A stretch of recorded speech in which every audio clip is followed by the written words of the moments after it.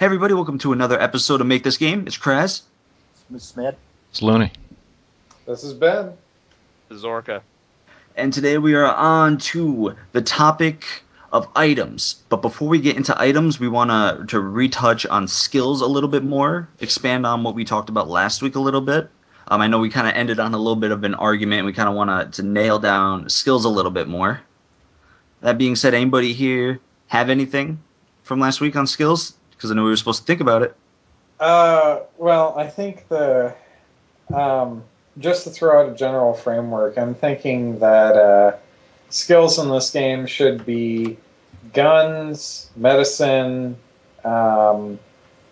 scavenging, and maybe there's no real good way.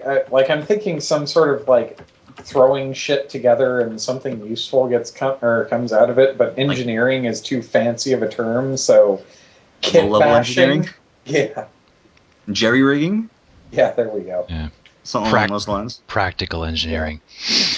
And I don't really have any ideas just as far as specifics, except for I think there should be a general education level, maybe two different types, or I don't know. I don't know if there should be two different types, whether, people go by street smarts versus book smarts. But remember we were talking about the importance of a doctor who has a lot of education in highly technical things in doctoring, I guess. The schooling versus practical experience kind of thing. Right, that there should be two variables that they probably shouldn't change very much throughout the game, but maybe based upon your background, someone might have a lot of practical experience in these areas, and someone might have a lot of educational experience in these areas based upon stuff. So we want you're saying kind of like a split between practical application and theoretical knowledge. Right. Well, there are certain things you can learn how to do from reading a book about them. Believe it or not, you can actually learn how to rewire a car's engine just by reading the technical manual and following it step by step. And that's probably safer, considering you won't shock yourself. Yeah, I think we went over this last week, though.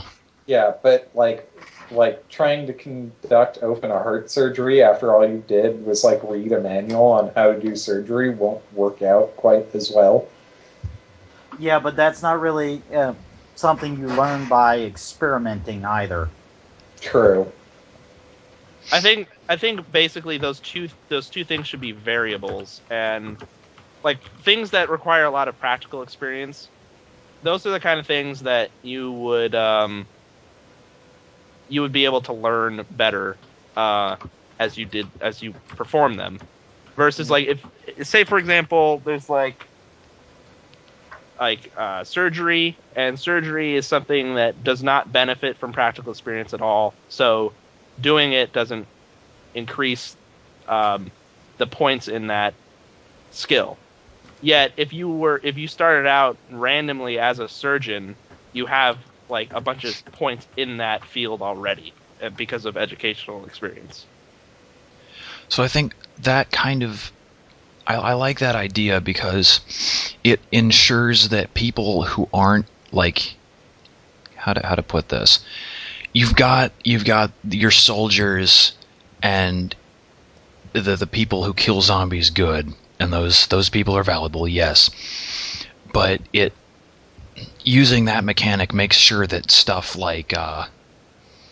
not necessarily a surgeon, but something more obscure that I can't think of right now that you wouldn't think immediately is valuable, would be valuable because they have knowledge that nobody else can get. So, in the post-apocalyptic environment, they are people to seek for. Here's an idea that kind of just peeked in my head.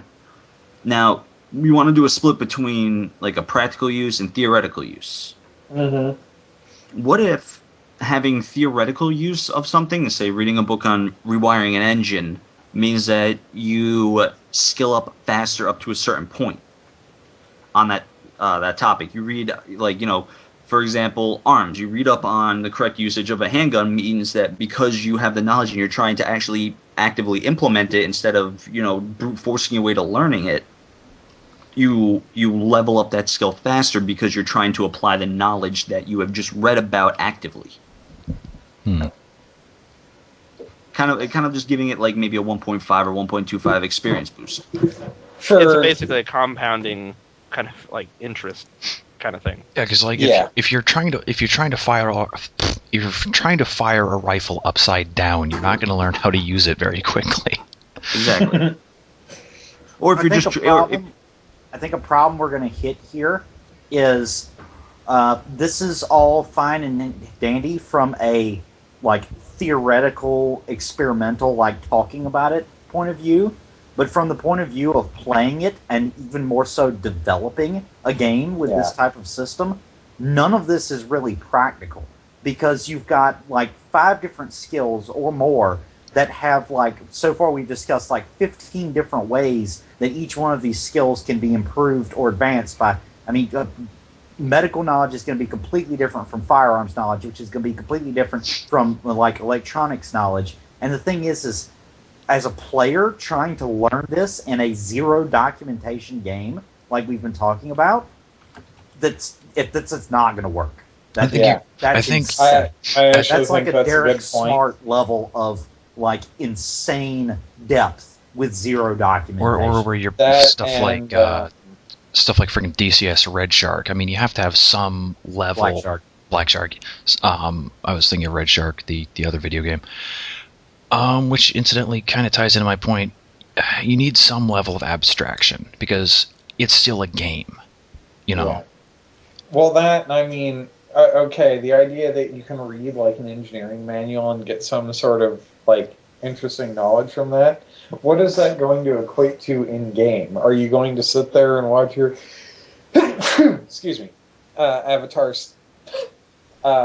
read for like 45 minutes while he like learns about engineering, like in The Sims? Or it could be something where you're going to read a book and it'll just have the passage of time. That would add another interesting mechanic. If books have knowledge that you need that will help you, even as simple as just a physics book or an engineering book or an electronics manual, it still takes time to read and digest that information, and during that time you're vulnerable. So you'd have to find a safe place. You have to store your books in a safe place. You'd have to read them in a safe place because it's going to time skip. And you might, get interrupted by zombies that have wandered in. You technically don't have to have a complex system, like gameplay system, displayed in a complex way. Like, say, you can have like all these background things going on. It would be really difficult for developers to do. Granted, because anything complex, obviously complex to make, but that you don't necessarily have to have it so that the player is dealing with all this stuff by themselves. It could just be as simple as there's 2 variables to every skill. One, like certain skills level up by use, and those skills are set that way, and certain other skills are set by like learning about it through books. And even if you didn't want to have a reading mechanic, because I could see that backfiring, then you just simply set it so that certain skills aren't upgradable by use and certain skills are, and it's keep it as that.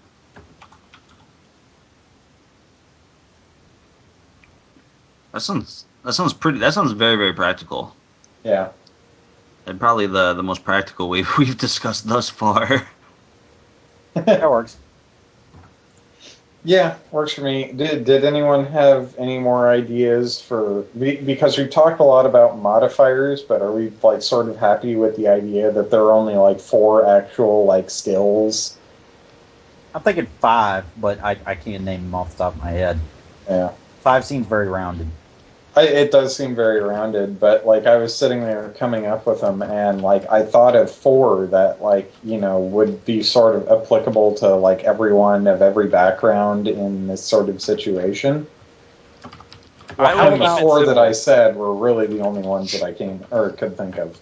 Well, how about like what you? I'm assuming you have like firearms, medical, and what are the Firearms, medical, like salvaging, and then like kit bashing or something. How to make Molotov or throw like knowledge of Crafting. making like Molotov Yeah, cocktails your and generic like crafting. yeah crap? yeah. Well, I guess to some extent, um, do you want to differentiate those at all? I mean, crafting. There's a lot. I mean, of different types of item making. You've got sewing. You've got metalworking. You've got woodworking.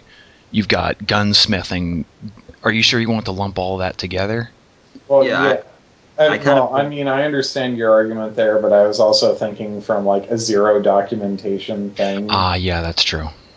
Not to mention, it's not like you're gonna find you a workbench with an acetylene torch and build you a submarine.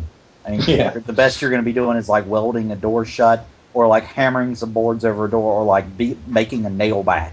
The most complex thing you might have to do is like figuring out how to get a generator working again or something. Well, I think that raw, like, there should be dumb crafting and smart crafting. I mean, to really simplify it, i.e., you've got your welding and your basic shop stuff, and then you've got electronics and computers. Yeah, I can see that. So just I don't know, add in a computer skill or something, or I think there electronics. like, there should be, I don't know, I guess maybe different tiers of crafting.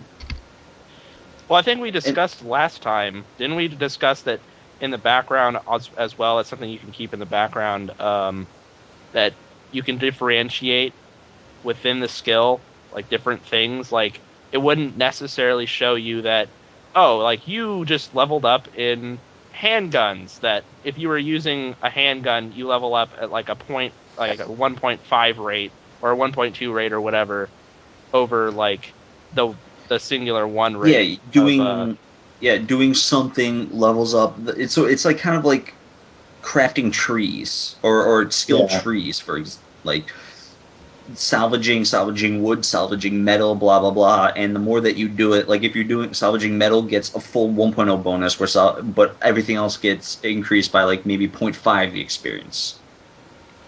So everything kind of Yeah. everything increases at once, but things that are not on task to what you're exactly doing increase at a lower rate. I wouldn't call Yeah. it trees so much as specialization. I wouldn't say so much specialization, because specialization kind of implies that Maybe you're focus. you're focusing on one Maybe thing. When focus this would be a is, better word. I don't know, I would think trees would be more applicable to this I situation. think for lack of a better adjective, yeah, I think crafting a tree. Hmm. But is that all we want to do for skills? Should we move on to The, items and the only thing else I can think to add to skills is I was thinking like the salvaging skill. Maybe like I was talking about last time with the certain skills being increased by what the materials you find related to them. Like having more medical supplies would make you better at medical stuff. Maybe the salvaging skill itself applies like a universal bonus to leveling up everything else. So if you find tons and tons of ammo, you level up scavenging, and that gives you like a improve like a skill up bonus to firearms. Not really sure how that applies. What? I'm just trying to think about how. I mean, what would be the point of that? Just as a devil's advocate kind of thing. A universal bonus to how quickly all skills increase by how much materials you find. That's pretty self-explanatory. Oh, I see. I see. Yeah. sort of like a person who has 600 or 700 rounds of ammo and can take the time to like target shoot is going to get better at using a pistol more. Actually, Well, I think that would be you'd see that because you'd be using your pistol more anyway. Because you have more yeah. rounds to fire off. I don't know. We'd have to really flesh all this out in order to to see how that works. But Yeah, that I'm just that throwing seems out like there we as would an need to idea. take it to the numbers. If some developers listening, which I'm hoping they are, then they can think that through. That's a boardroom Yeah, discussion. that seems to be that. I mean, when you start thinking about things that in depth, you sort of need to have like hard numbers sitting in front of you before you or to sit there and crunch and fight over. Exactly. And even that would probably be a nice little argument once the numbers start coming out. Hmm. I can only imagine balancing something like that. That's good. That would be a headache. But I think we are ready to move on to the actual items portion. Okay, is there any way we want to categorize this, or do we just want to start throwing out shit we would expect to see? I think a straight up question would probably be the best way to open it as far as, weapons and such are concerned. Do we want a system where you just find better weapons, or do we want a level blank of blank system? I don't even honestly. I think we should keep weapons as simple as possible. Like there's no. I mean, the only weapon upgrade you do is all right. You have a wooden bat now. You put spikes on the bat, and now the bat like stabs people in the process. Like instead of cracking them in the head, now you're stabbing them and cracking them in the head. Like you find a bat, you swing the bat. The bat will always do the exact same force based upon your your strength stat or whatever. Yeah, I think making items too complicated is not really. I mean, keeping it simple is more in tune with the theme here, with the kind of a realistic "what you have is what you get" kind of style. Like, Dead Island was fun with the modifications and just having a fucking sledgehammer that hits someone and sends them flying across the map, and then the last boss is gone with one hit. Orca. But at the same time, Dead Island was an RPG, and this is not. Yeah, I was just about to ask. Like, I mean, what on the back of this game box? What do you want it to say? Like, what is this an RPG? Like, I would think like this would be considered it's like a role playing game in the sense that you're playing the role of someone surviving. But it's not so much like there's statistics. It's as much of a role playing game as like Fallout is. I mean, every game can be considered a role playing game if you playing the role of the main character is the only thing you take into consideration. Well, I mean in terms of the fact of the immersion of that role. It's essentially a survival role playing game. Yeah. Yeah. El Pong is a role playing game. You role play a paddle. No, I'm sort of in my head. I'm imagining like sort of a Stalker-esque sort of survival shooter. It's like Stalker with zombies. Yeah. So like I guns are going to be different from one another in various ways, but all guns are essentially going to be equally useful when it comes to just shooting a motherfucker. Well, it's the way that I see it is that the damage doesn't come from the guns; it comes from the bullet. So the damage that you're doing is based upon the bullet that you're firing. It doesn't matter if you're firing, a submachine gun that shoots 9mm rounds or a pistol that shoots 9mm rounds. You're still hitting the guy with a 9mm round.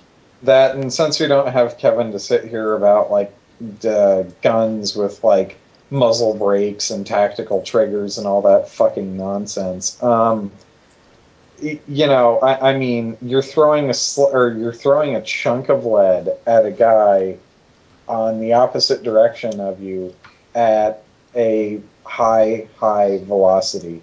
I mean, a lot of that damage is more.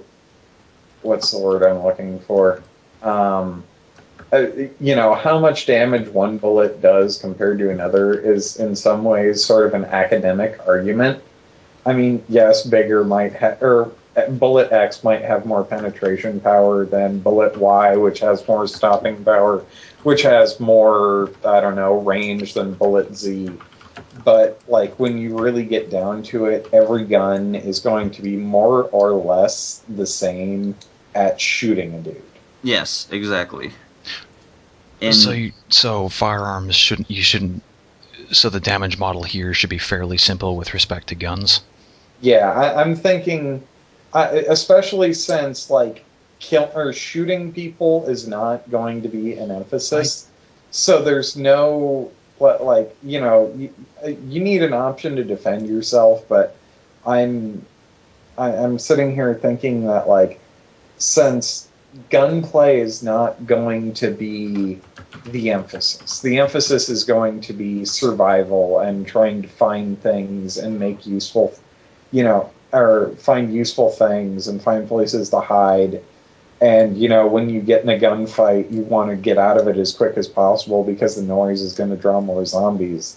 We don't really need like an incredibly in-depth like shooting or a system of shooting mechanics where like bullet penetration is registered in real time in accordance with real ballistics databases, and there's destructible environments and all that sort of like buzzword crap. Yeah, pretty much. You can run it. You can just pretty much run the bullet damage model by throwing the amount of damage and the amount of force behind the bullet, and then just let the bullet location do the force hitting at the location and the damage it does run the model. Like it would be from hitting somebody with a hammer honestly, in the chest. It would be like the same type of calculation. We really don't need anything more complex than like the gunplay mechanics in like Doom 3. You put your crosshairs on the dude, you pull the trigger enough times, he drops. Well, I think at the same time you should have a very detailed injury model, especially going with definitely. Well, for the player, yes, but I mean not necessarily for the zombies, because I mean a shambling corpse isn't quite going to notice unless he gets something big blown out of him. I was saying more as a just a follow on to that. Yeah. Well, the damage model thing comes down to: do you want to be able to like hit a zombie in the leg with a baseball bat and he keeps crawling at you, or do you just want to hit him a couple times and he's dead? I mean, Doom style damage or something more survival. I think something more advanced would be better. I think we should go with something based on the Dead Island model. For those that may not be familiar with the way the Dead Island model works, is the damage is localized. You can break a limb, you can chop off a limb. The amount of force that hits a target is calculated into how they react. You hit them with enough force and they go flying back and they hit a wall. The speed that they're moving at, and the speed of them hitting the wall is all calculated into even more damage. Something along those lines, because when dealing with melee combat, it could be more advantageous to break the leg of a zombie and run the fuck away than it would be to just smack it until it dies and pray to God you didn't get bitten in the process. Yeah, and the more advanced the damage model, the more options you have. And you could do stuff like that. Instead of being forced to hammer on something until it dies, you can just incapacitate it and run because you don't have time to do anything else. Yeah. Especially with a limited ammunition type of thing. If you can kneecap a zombie and run away instead of wasting 15 rounds trying to kill it. Mm-hmm. Yeah. Exactly. But I think the point I was rather poorly trying to make is like we don't really need, or with guns and like weapons and damage, or like how much damage does a 9mm round versus a 40 caliber S&W round? We could just run static. So the static the variables general, for each type of bullet. So the general ethos I'm getting here is min-maxing doesn't matter. Yeah. I mean, that pretty much kind of matter. mindset. Yeah, when it getting to like even with melee weapons, pretty much you're not gonna walk around. You're not gonna find a baseball bat that suddenly deals more damage than every other baseball. Well, I mean, in some ways you will, because I mean, if you there can be slight differences, materials. If you hit a dude in the head with like a solid steel baseball bat, it's going to do more damage than a wooden one. Well, I'm talking about within the same family of material, because like a wooden baseball bat and steel baseball bat are going to be like two different items. But you have 3 different types of Louisville sluggers. They're pretty much all going to do the same type of damage, unless you're hitting somebody with a freaking cork bat. That might not hurt as bad, but that's not even going to be in the game. Yeah. The way I see it, there's 2 different ways to do like weapon scale ups. You could do it like an RPG where you find like a higher level weapon, like Dead Island did, or you could do it like a Stalker did, like Ben mentioned earlier, where the only improvement as far as weapons is concerned, is you get a bigger rifle that uses bigger bullets, and it'll be the same thing. Better materials equal better melee weapon. Yeah. I think you should also factor weapon condition in there. Condition's gonna have to be. I mean, you can't Well, crack yeah, somebody with a wooden. You can't beat up 1,000 zombies in the head with a baseball bat with that thing still working. Which I think would be a good time to say that I think the weapons model I was thinking of while I was playing Fallout, like the other month, would be a nice time to shoe that in, where you have a split system of immediate repairs, which is like field repairs along the lines of, you swap barrels in the field, or you duct tape a broken rifle back together, and then but that kind of stuff can only go so far. And then you've got more permanent repairs where you're back at base and you have time to actually start, welding things back together and replacing the working parts. But that can only do so much because you can only solder something back together so many times before it's just there's more solder than actual wire. Yeah. I don't have a solution to the problem I'm about to bring up, but I don't want to see a system like Fallout 3 and Dead Island have, where you take a hammer and you repair it with another hammer, or where you take a broken baseball bat, take it to a workbench and rub money on it, and it magically makes it better, like Dead Island. I don't want to see a system where you can take a broken baseball bat and just magic it, and then all of a sudden it's not splintered. Well, since we're not going for an RPG aspect where, there's certain, or items have levels and effects and things attached to them that somehow make them more effective, I'm thinking there will be certain items that cannot be repaired. Like, there's no real way to repair a baseball bat that you just splintered on some guy's head. Nope. Your only real option would just be to go find another baseball bat. Yeah, since it's a survival game. You snap a crowbar in half trying to pry open a door, you can't, rub money on it and put it back together.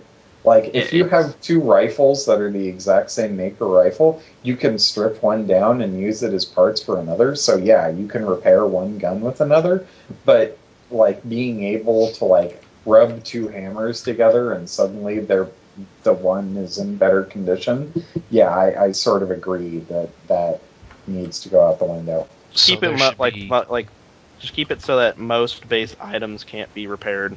Yeah. Yeah, and just make it items that have multiple moving parts and stuff like that could be swapped out, can be, and everything else is just if it breaks, you're stuck. But only if you can find a gun store or a replacement weapon of the identical type. Yeah. Yeah, pretty much the only weapon that would be immediately repairable in the field would be a knife, because you can sharpen that bitch anywhere. Yeah, and that's not even necessarily repairing a knife. Even then, if you snap the blade off inside some zombie's chest or something. Well, it still makes just a shorter blade. You can still stab them with the damaged bits.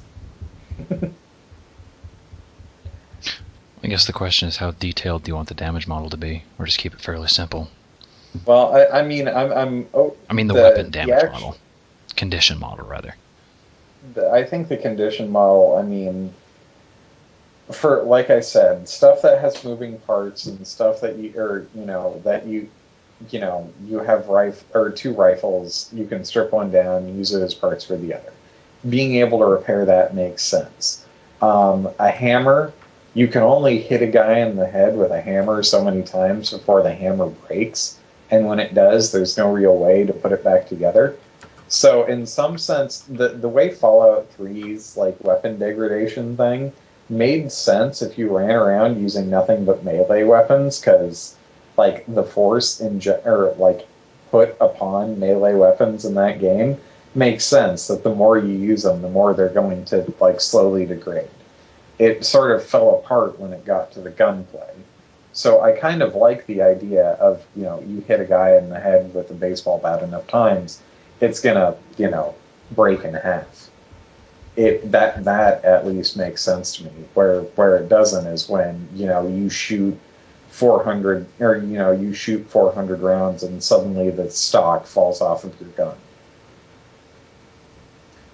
Something else that always bothers me in primarily open world games and games like Dead Island, where they always proclaim any item can be used as a weapon, except that, like, for example, what was the one in the zombie game in the mall? Dead Rising. Dead Rising. They say any weapon can be used, or any item can be used as a weapon. Well, that's fantastic and all. I've thrown a park bench at a zombie. I've beat him to death with a lawnmower. I've used all the baseball bats lying around the store, and suddenly I'm out of weapons. I can't find anything to pick up, and I can't hurt anybody. Yet I'm standing in a store. That if you're going to make it where it's going to be anything can be used as a weapon, then that means you can pull a shelf off of a wall and use it as a weapon. That means you can break a window and pick up a shard of glass and stab a zombie in the jugular with it. It doesn't mean that you're standing in a room and you cannot find a weapon.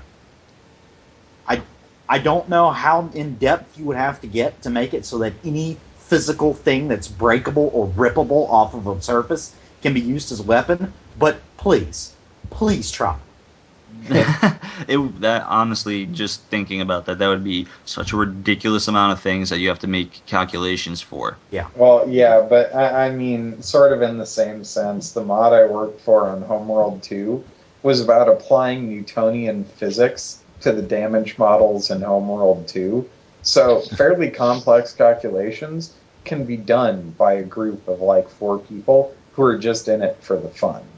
Well, I think in some sense we might be underestimating like the talent pool available to us. It's not that I'm underestimating. I know that they can come up with the complex. It's just the amount of items is more the thing, because we take the we probably had this idea of how many items we thought we were going to, which we actually we're segueing pretty hardcore off of the actual items that we're supposed to be talking about. But this is true. We have this idea of how many items in there, and now all of a sudden we probably just added like 4 or 5 zeros, depending on like we're getting into Borderlands territory. We're getting into more than Borderlands. We're talking about that you can start breaking apart a desk and now using the different pieces of desks as weapons. I mean, do we want to have a system like that, or do we want to have something a little bit more conventional where there's baseball bats and crowbars and pipe wrenches? I think if the theme is surviving, guns, then you should have that kind of what's the word? Flexibility. Yeah. To break a leg off of a desk and use it as a melee weapon, because that's the kind of thing you'd be seeing. If it can be done, it should be done, because that's also a way to balance it. Because if you set it as most items can't be repaired, then people are going to often run into the case where they simply don't have any weapons and they can't defend themselves. Yeah. Which, I mean, that would be cool because you'd have to run. Although, to be fair, I think it's counterbalanced by the fact that you can't afford to put yourself at risk by doing a lot of combat, so you'd be avoiding it whenever possible. Well, maybe there's a middle ground here that should be very simple. Is like I think it was Ben just said, make it so if you're in a building and you need a weapon, you can break apart a table or a chair or anything with like legs or easily broken wooden parts and use that. Bookshelves, things like that.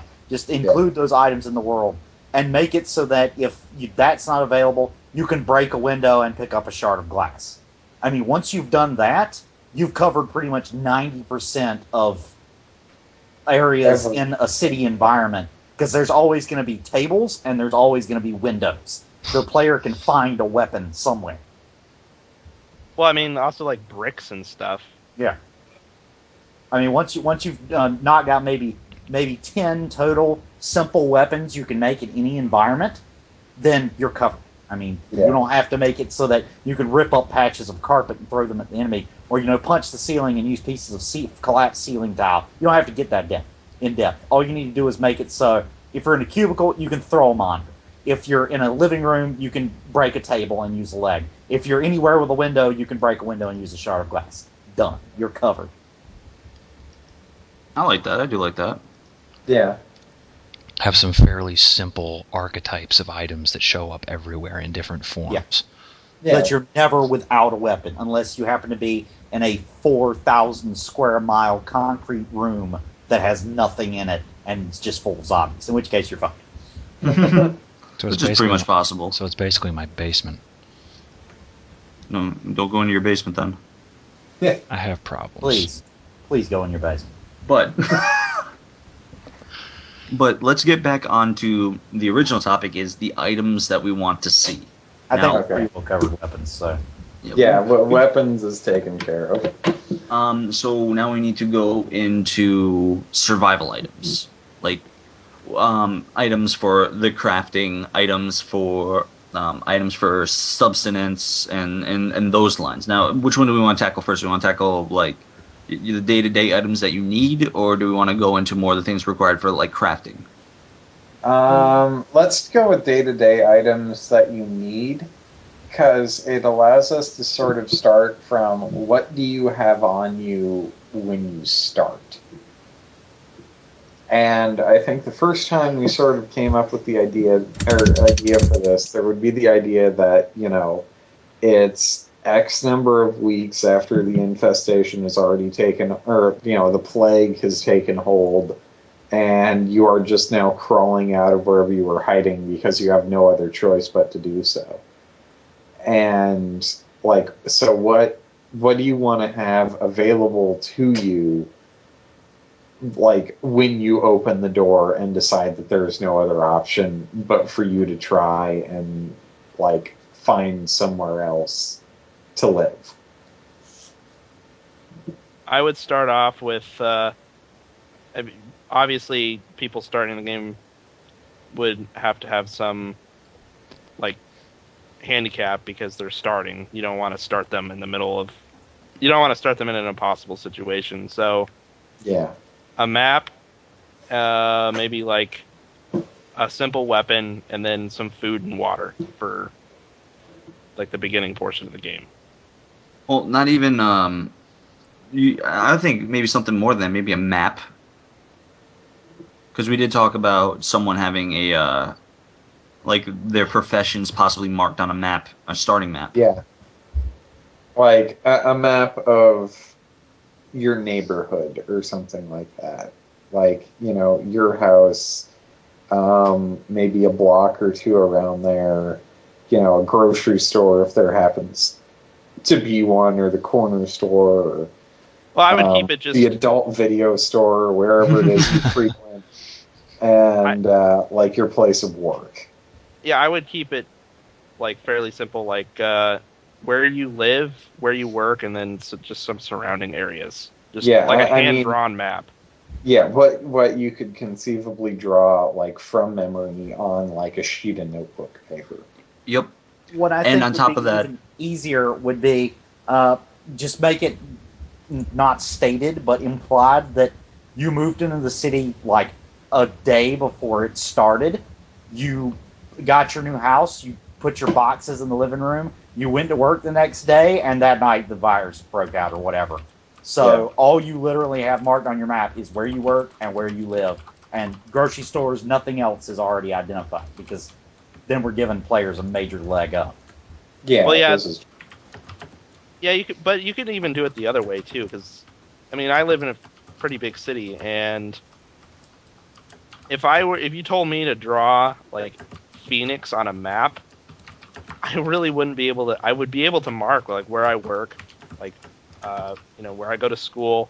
I could give you a rough drawing of the major highways, but yeah, I can give you the major highways and where the major cities are, but I really wouldn't be able to and maybe some very major things where the airport is, maybe where one or two of the hospitals are, but... And I've lived near Pittsburgh for 2.5 years now. I've been into the city like a couple dozen times. I could not draw it on a map to save my life.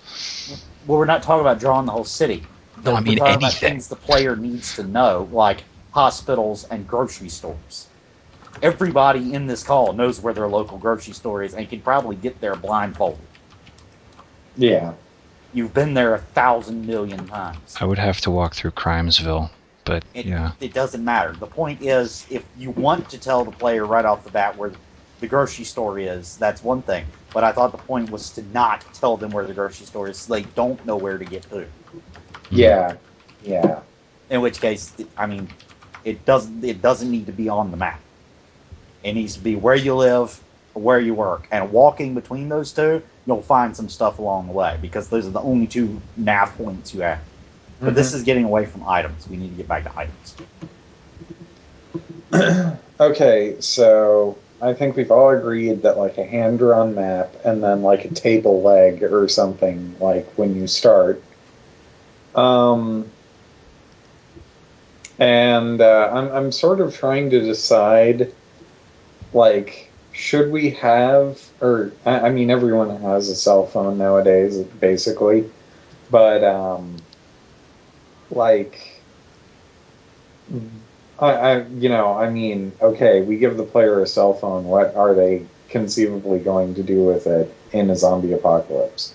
Well, we may not have to go the route of a cell phone, where you could have, or at least not even just not a modern cell phone, or not not a cell phone from say like 3 or 4 years ago, but like a modern. We have touchscreen phones that now have GPS, that have have note taking abilities, pictures, all this other stuff that has this. There's a lot of functionality that you can do with something like a phone. You can take a picture of an area to be like, all right, there's like oh, there's a zombie horde over there, but there's like I see a food store over there, this and that. This is where like I'm at this location here. I can see down the road and see that I'm on First Avenue here. Let me take a picture of this and go put this away. Or you could even use it just to take notes. And be like, okay, we have grocery store at First Ave in Madison. So Here's just an say idea just say they cut off cell reception to the city. No, they Well, don't. wait a minute. Here's an idea that might be really interesting. Like, say you start the game, and there's a random chance whether your cell phone is dead or not. If it's dead, then you're gonna have to find. If you want to use it, you'll have to find a way to charge it, get a charger or something. But say it's like from the start, you still have some battery power left. That gives that player it's like, oh wow, I have a leg up because now I can use GPS. I can, maybe you can go through contacts, and you might actually be able to get a hold of, like, say for example, one of them is an NPC. I mean, that kind of gets into players and NPCs and stuff. But say you go through your contacts, most more often than not, they're going to be dead, or they're not going to answer their phone. But maybe in the off chance that you actually get a hold of someone, and then they tell you where they are, and then you find it. That's how you find another group. It'd be extremely rare, but it'd be cool because it would be a really rare occurrence that might just happen.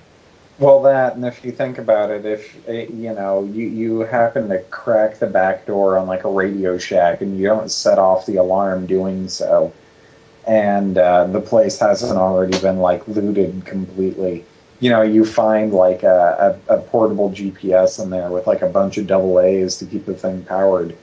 It's a good way of rewarding it's little things like that is a good way of rewarding a player for actually exploring and taking risks.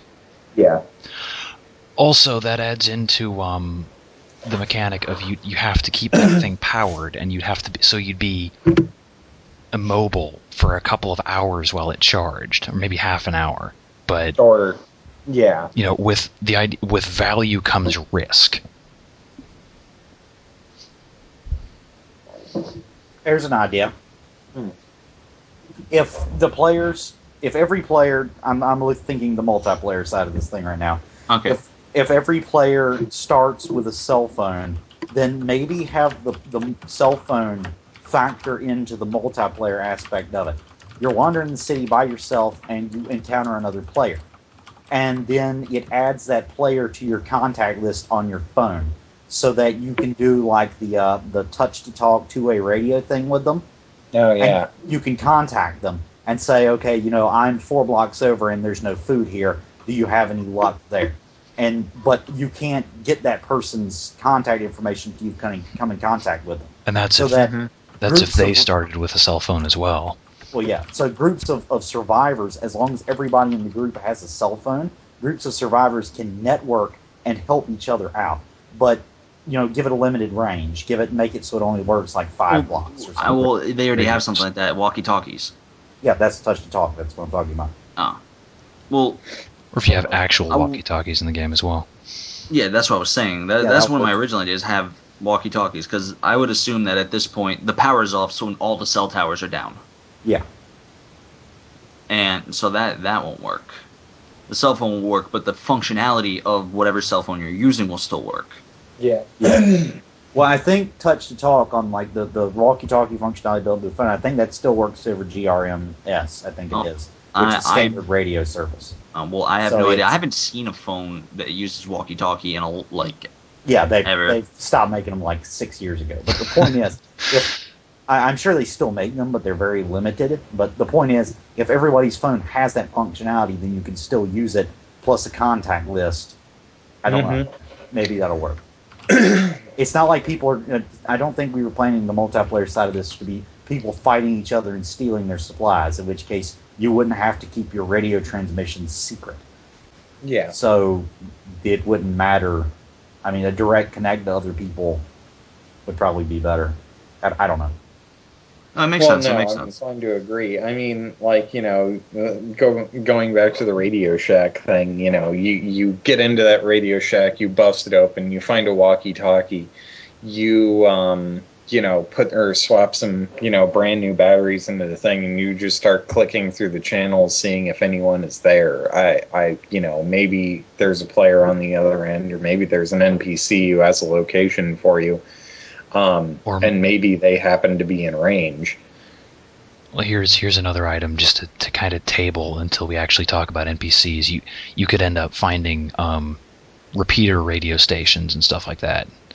Yeah, that's which you'd something inevitably like that would find something after the zombie apocalypse. So that's such a standard trope. And we've sort of hinted at it, or we've touched on it or talked about it without really talking about it. Food and water and things like that. I'm assuming we all have the idea that eating and sleeping and things like this are going to be a necessary thing for survival. Most definitely. Yes. Finding food and finding clean drinking water are the biggest issues in post-apocalyptica. I think that's probably going to be your biggest goal will probably be finding food and water. I mean, heck, that's a motivation for the entire game right there, because you've got to find somewhere safe to sleep. So that's one objective that could take you all day to find. You've got to find food, and that's another thing that could have you searching across half the city to find. And you've got to find water. So it's right there you've got objectives to last you the rest of the game. Just staying alive, which would be difficult, especially after everybody else has looted anything you might find.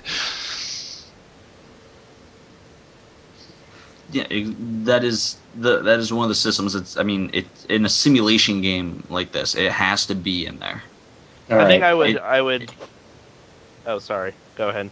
I was just saying it is probably one of the core things that is required to be in there. To be honest with you, I think you should probably spawn every player, like I was saying earlier, with a backpack, with some food and water to start them off. With a couple of granola bars and a couple of bottles. Yeah, of water. because that's all that's left. They may be down to their last bottle of water. So basically, because this would be after everybody's wintered over and people are starting to run down on supplies. Yeah, but you still want to give them you don't want to give them nothing to start with, because then every time, or if they don't get lucky in the first 30 minutes of playing or whatever, they'll just end up dead. Well, here's my question. Do we want to have this on a real time scale? Probably not. in you terms probably of want day-night it. cycle and how often you have to eat and sleep? I I'm think it gonna would probably be sped say up. I'm gonna say speed it up because if you think about it, I mean, if there's 8 hours of Yeah, that's true. your potential playtime where your character is just unavailable, It would. You could run something along the line. Like, I don't think the entire. I think that they're. I think that like the day night cycle should be like 2 hours day, 2 hours night, or maybe less. 1 hour day, 1 hour night. And if you go to bed in single player, you it time skips to when you wake up, be it through being woken up through a zombie horde or et cetera, et cetera. And if multiplayer, if both players go to bed or do something to to trigger some type of time lapse skip, that it will go until like one player wakes up. But we're kind of pushing a little far ahead into the multiplayer side on that. Yeah. Because that relies on how the server, if the server runs 24/7, then its time scale will be continuous whether you're playing or not, and that's really complicated. Yeah, yeah, That's stuff we got to get into later. but that's let's not stuff where focus you on have that. to have like guaranteed safe houses where a person can quit and Yeah. things like. But sticking with the day cycle. Actually, no, we shouldn't be doing that. We Well, should be back Yeah, on the sticking items. with items. Yeah, Sticking yeah. with items. So it's obvious it's going to be about 2 weeks after, 2 to 3 weeks after the initial horde came through and wiped out everything. So the perishable food is gone pretty much, Yeah. unless it's like straight up being grown out the ground. But anything in like supermarkets, all that perishable stuff is probably dead. Rooftop gardens. So here's my question. Do we want to have any kind of gardening system like that, which would probably be the ideal for long-term survival? Yes, Yeah, something I like think that. yes. If if you happen to find an apartment where like people had like a community garden like on the roof, like Or even like that's if the you can place make you're one gonna, yourself. yeah, which is I going just to require a ton of work, but it pays off in the end because so long as you don't get chased out of your place by a horde of zombies, you essentially have like a permanent food source. Well, how long does it take plants to grow food? This is Well, also obviously, I mean, are you going to there are other want to wait concerns. like 3 months in game time to get a tomato? I mean, maybe Yeah. in-game gardening is tending an in-game garden that's already there might be a thing, but growing your own mess from scratch. Well, I you'd have to probably exaggerate avoid it. It would if we're not even going with like a 1-to-1 time scale, then you can exaggerate it and probably be fine. I don't think the goal, at least The I might point- not be getting it correct, but I don't think the goal is like complete simulated realism. I mean, It's just it's still a game. You have to make things fun, but at the same time, you want to kind of mirror life in a way that is fun, because life isn't always fun. you know what it games are made me supposed to think be. of. I mean, you mentioned gardening. It made me think of this is strange linkage, but both Minecraft and Terraria, where you basically like, at least from what I played at Terraria, like the point of that is like you setting up your own base camp and making it your home. And obviously with this game, you're going to be on your feet more, moving around, looking for things, but kind of that same deal where if you're a survivor, you're going to try to find home. You're not going to want to move around as much because it's way more risky. So, yeah, like if you can set up something that can provide you food, I think that should be available to players. It would probably it would be an interesting mechanic because you'd have to devote water to them to plants. Hmm. That's water you could use for yourself. So it's both. Everything in the game should be a cost benefit analysis for every player, for every situation. It should be, should I take this risk and use these resources for this reason or not? That's a very, actually, I really agree with an idea like that. I really do. something along something along those lines, like keeping in touch with like the way that Minecraft and Terraria does it, and you combine it into the fact that you want to try to set up this home. It it fits the mindset of what people would do, because people would try to find a defensible position, and then they will do what they can to try to make that position livable. Last as long as possible. Yeah, last as long as possible. Also, be safe. Be I a would- haven. I would recommend just throwing this out there. There should definitely be ways to upgrade. I mean, not just like, click a button that says upgrade your home or something like that, but you should be able to manipulate your environment in fairly simple ways. Everything from hanging a picture on the wall to moving furniture around to putting blinds on your windows so you can still use lights at night. Yeah, You should be able to manipulate your environment and in a variety of ways. I can agree with something along those lines, because that's what the way that I'm at a psychological level, that's what someone would probably try to do to keep themselves sane in a situation where the world is ending. They need to kind of find something to center themselves, and it would be like just looking at a picture, just be like, okay, that was a time. Yeah. Well, yeah, Just or- something to help them forget of what it is, just by they can look around the room and be like, this is familiar. Which reminds me, there should be a wallet in the game, and you should just have random photos in it, or a random chance of a photo or two being in it. Just as a completely trivial item that might add a little flavor to the game. Yeah. You have Yeah, you have your now useless credit card, you have your insurance card, you have your driver's license. Mm-hmm. Yeah, and I think like for every home you go to, like every new place you go to that you're gonna set up as your home, you're gonna want to make it personal. Exactly. I mean, that's what you do in Terraria. At least that's what I did. And it makes sense. It does make a lot of sense to throw in something like moving around chairs. It shouldn't be that bad. I mean Half-Life 2 did that years ago. Yeah. So just to be Frickin' able to physics puzzles. yeah, I mean it shouldn't be hard to move something like that around. Okay, but the podcast is getting close to the end, so let's do a little activity here. We're gonna go through, name one item that you want, just on a personal level, that you want to see in a game like this. So, start off with Ben. Gas-powered electrical generator. That's real good. Why did I not think of something like that? Okay, Orca. Oh, come back to me because I'm really bad with decisions. So I'm gonna have to go last probably. Okay, Smid.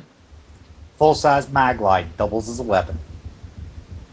Dude, yeah, those things can get run over by a Mack truck and still keep on working.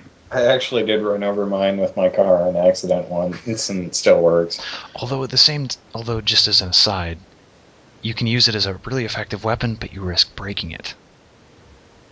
And then you lose risk two things. denting the back end, but you don't hit them with the bulb in. Clearly, you know nothing about killing people with mag light. I'm a little shocked at how much you do know about killing people with the Mack lights. Live in North Carolina. Fair enough. All right, Luni. Rain barrel. The hell is rain barrel? You're gonna need water somehow. Yeah, I water. was just thinking of a rain. Oh, seed. okay, You turn okay. it, this like seeds run down the inside, and it sounds like rain. That's a rain That's stick. what I was thinking. Yeah, No, for people who are unaware, a rain barrel is literally what you think it is. It's a big barrel sitting out in the open that collects rainwater. Usually, can in the also city, it put- collects hobo piss. Yeah. Alternatively, what works if you're in a desert is you take a barrel and you put like saran wrap or some sort of cloth or material or something over the top of it, and then you secure it, and then you drop a rock in the center so there's a point of focus. And in the early morning, when there's that temperature change and dew forms on everything, it'll all go to that point of focus and drop into the barrel. And you can drink it. Yeah. Okay, I'll go to me since Orca is probably still deciding. I want to see an ammunition reloader for spent rounds. That would be cool. If everyone knows what I'm talking about, I'm sure they do. Yeah. I think they do. All right, for the Yeah. people that may not know, you can take expended rounds from a firearm and then repack it together with a bullet and pretty much reuse a round if you have the materials. And something like that, I would think being It beats machining your own brass. yeah. All right, Orca, you ready? Yeah. I'm gonna say pancake mix. Because I've thought about this before. If a zombie apocalypse happens, pancake mix does not expire, and pancakes are amazing. They are amazing, but how are we gonna cook them? All you need is water. All you need is water and some heat. This You need is a little true. bit more than some heat. Well, yeah. I mean, if you're You gonna could be have a able to can make of a stove. fire, and if you're gonna be able to make a fire, then you can cook You can pancakes. make pancakes. Let's just table cooking until the next podcast. Yeah, that's true. Speaking of the next podcast, topics. Well, Anybody since have? we just got into making pancakes, I'm thinking maybe crafting. Crafting and cooking, yeah. That would be a good one. Cooking craft. Yeah. Yes, exactly.